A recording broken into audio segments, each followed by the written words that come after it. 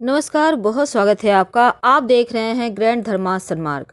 कार्तिक मास के शुक्ल पक्ष की एकादशी को तुलसी विवाह किया जाता है और इस एकादशी को देव उठनी एकादशी कहते हैं। इस दिन भगवान शालिग्राम के साथ तुलसी 7 फेरे लेती हैं। तो तुलसी विवाह के साथ ही विवाह के शुभ मुहूर्त भी आरंभ होते हैं, जो पिछले 4 महीने से शुभ काम बंद थे, अब यहाँ से शुरू हो जाएंगे।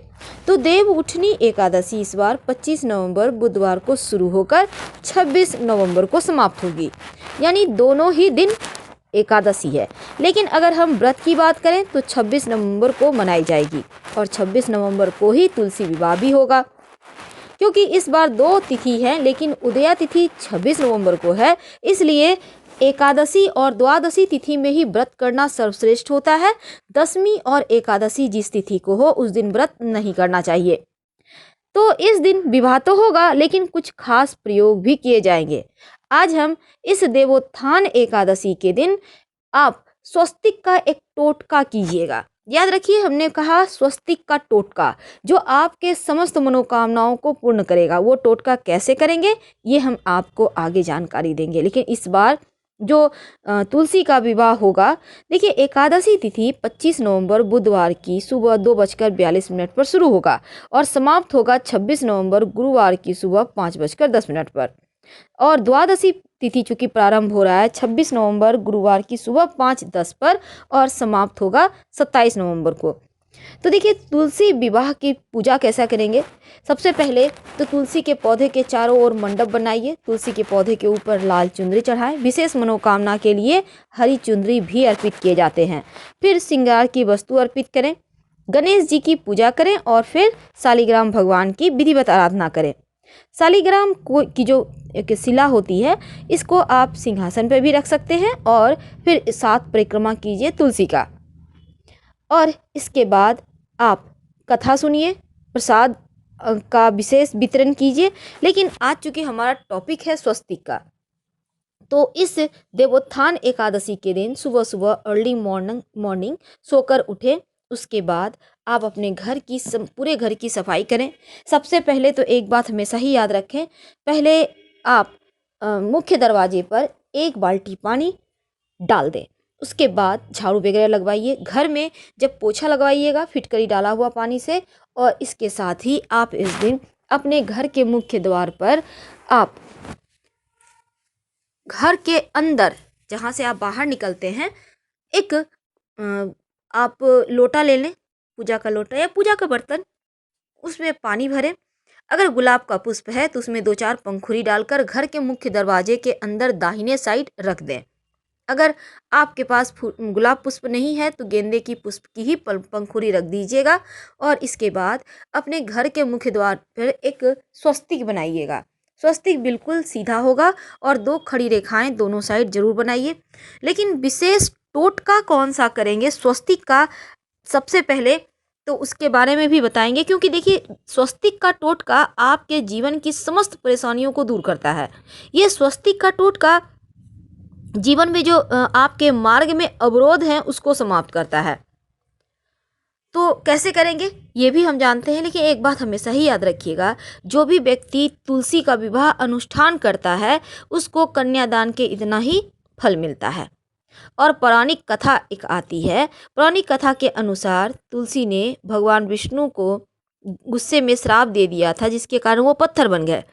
और श्राप से मुक्त होने के लिए जो माँ लक्ष्मी है वो तुलसी यानी वृंदा से प्रार्थना करती हैं। इसके बाद भगवान विष्णु वापस से अपने रूप में आते हैं और वृंदा सती हो जाती है और एक तुलसी का पौधा वहाँ पर जन्म लेता है।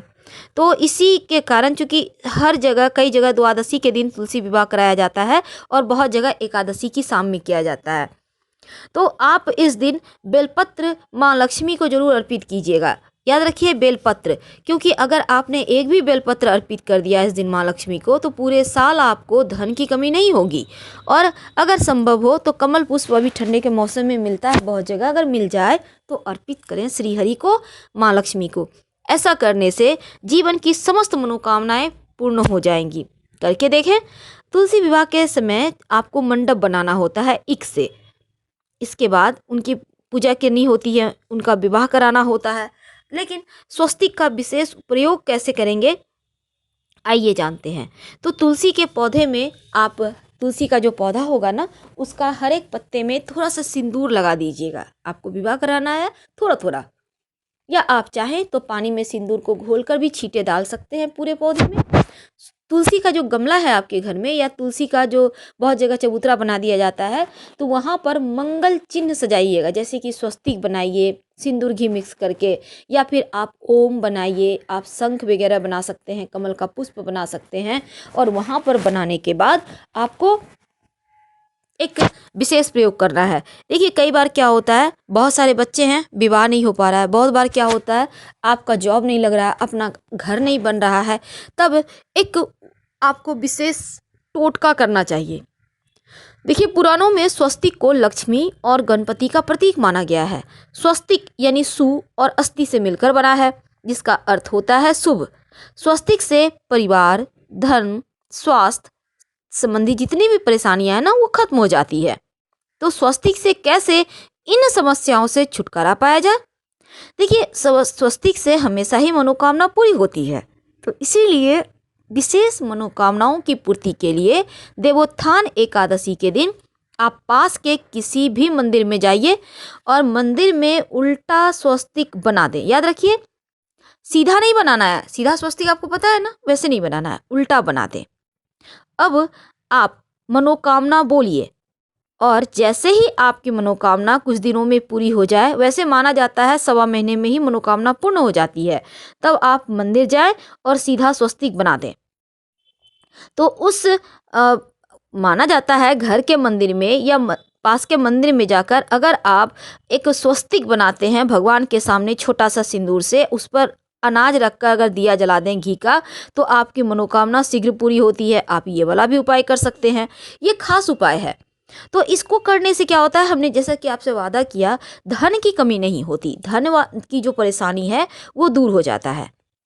माना जाता है कि देव उठनी एकादशी के दिन अगर अपने घर के मंदिर के में ही आप जहाँ पूजा करते हैं, स्वस्तिक बनाकर अगर आप श्री हरि की तस्वीर को रख देते हैं, तो दिल की इच्छाएं पूरी होती है, यानी आपकी समस्त मनोकामनाएं पूर्ण हो जाती है।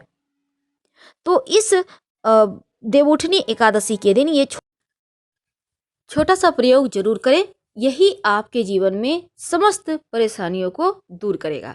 वैसे स्वस्तिक आप देख रहे हैं, दोनों साइड 2 खड़ी रेखाएं जरूर दीजिएगा। ये स्थिर लक्ष्मी का वरदान देता है, क्योंकि अगर आप स्वस्तिक को खुला छोड़ देते हैं तो लक्ष्मी तो चंचला होती है। इसीलिए स्थिर लक्ष्मी के लिए स्वस्तिक के दोनों तरफ 2 रेखाएं जरूर देनी चाहिए।